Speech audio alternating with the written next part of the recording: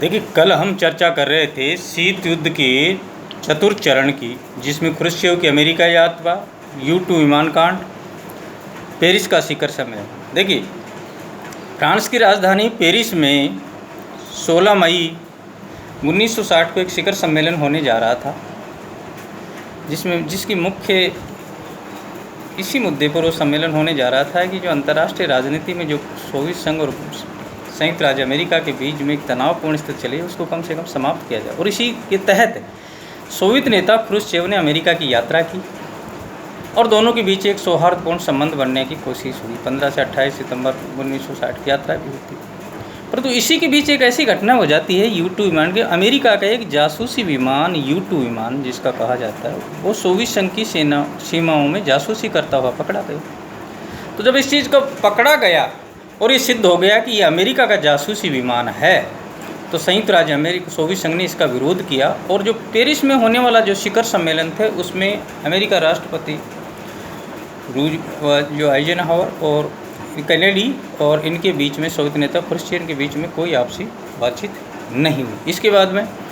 Kennedy का राष्ट्रपति निर्वाचन होने, यानी नवंबर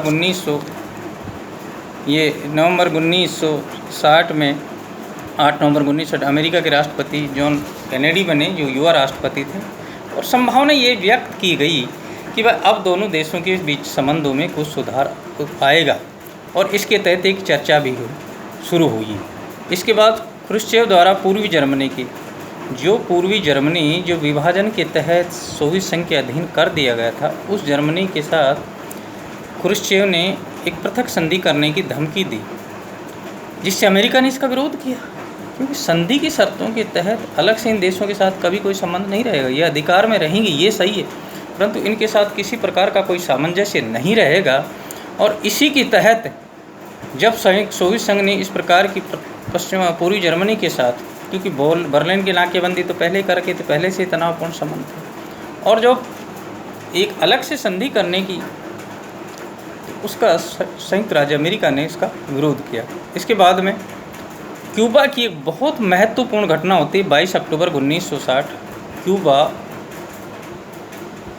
संयुक्त राज्य अमेरिका, क्यूबा अमेरिका के नज़दीक एक टापू है। वहाँ डॉक्टर फिदेल कास्त्रो के नेतृत्व में सोवियत संघ द्वारा एक सरकार निर्वाचित स्थापित कर दी गई, और धीरे धीरे क्यूबा में सैनिक अड्डे स्थापित करना शुरू कर दिया सोवियत संघ द्वारा। जब अमेरिका को इस चीज़ का मालूम पड़ा, उन्होंने इस चेतावनी दी अमेरिका को, या तो क्यूबा से अपनी सेना हटा लीजिए, वरना युद्ध के लिए तैयार रहिए। और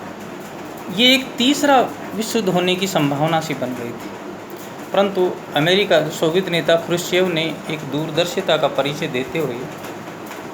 और क्यूबा से अपनी सेनाएं हटा ली। और ये संकट, वरना ये तय था कि अगर क्यूबा की घटना होती तो निश्चित रूप से अंतर्राष्ट्रीय राजनीति में तीसरा विश्व युद्ध होता, जिसमें बहुत ज़्यादा नुकसान होने की संभावना। इसलिए हम जो कल और आज जो चर्चा कर रहे हैं कि जो चतुर्थ चरण 1959 से लेकर 1962 तक का रहा, राष्ट्रपति कैनेडी के कार्यकाल का जो चरण रहा, उसमें भी संबंधों में कोई विशेष सुधार नहीं हो, उल्टी ज़्यादा तनावपूर्ण संबंध हुए, जिसमें महत्वपूर्ण जो घटनाएं हैं, U2 विमान कांड और क्यूबा घटना, ये इतनी महत्वपूर्ण घटनाएं थी, जिसके तहत, यानी अमेरिका U2 विमान कांड किसने किया? संयुक्त राज्य अमेरिका ने। सोवियत संघ की सीमाओं में जासूसी करता हुआ पकड़ा गया, तो सोवियत संघ इससे नाराज हो। क्यूबा संकट क्यों आया कि सोवियत संघ ने अमेरिका के नीचे जो क्यूबा द्वीप है, टापू है, उसमें डॉक्टर फिदेल कास्त्रो के नेतृत्व में एक साम्यवादी शासन की स्थापना कर दी और धीरे धीरे अपने वहाँ सैनिक अड्डे स्थापित करना शुरू कर दिया। तो इससे भी दोनों देशों के संबंधों में बहुत कटुतापूर्ण संबंध रहे, और ये घटना भी एक अंतर्राष्ट्रीय राजनीति में एक बहुत ही दुखद घटना थी। तो हम कह सकते हैं कि जो शीत युद्ध, जो कि एक वास्तविक युद्ध नहीं होकर युद्ध की परिस्थिति को बनाए रखने की जो एक तरह से चेष्टा की गई थी, दोनों महानतम शक्तियों के बीच में 1945 से तनावपूर्ण थे, और कभी भी इन दोनों के बीच में युद्ध नहीं हुआ, परंतु युद्ध की सी परिस्थितियाँ हमेशा बनी रही। और इसलिए ये जो शीत युद्ध है, ये 1945 से लेकर 1989 तक है। अब हमने इसमें 4 चरणों का उल्लेख कर चुके हैं अभी तक, 1917 से 1945, 1945 से 1953, 1953 से 1959 और 1959 से 1962 तक, ये 4 चरण हैं, जिसमें दोनों राष्ट्रों के बीच में कभी संबंधों में सुधार तो कभी तो इस प्रकार की ये जो घटनाएं होती रही, और इन घटनाओं की और इन दोनों देशों के संबंध यानी कि अंतर्राष्ट्रीय राजनीति में जहाँ कहीं भी दो देशों के बीच में संघर्षपूर्ण स्थिति बनी, उसमें ये दोनों महानतम शक्तियाँ आपस में बट गई, और जिससे एक तरह से इनमें तनावपूर्ण, तो ये जो कोल्ड वार है, जो शीत युद्ध है, देखिए बच्चों ये काफ़ी लंबा चैप्टर है और इसमें टाइम लगेगा और इसको डिटेल से समझाने में। तो ये था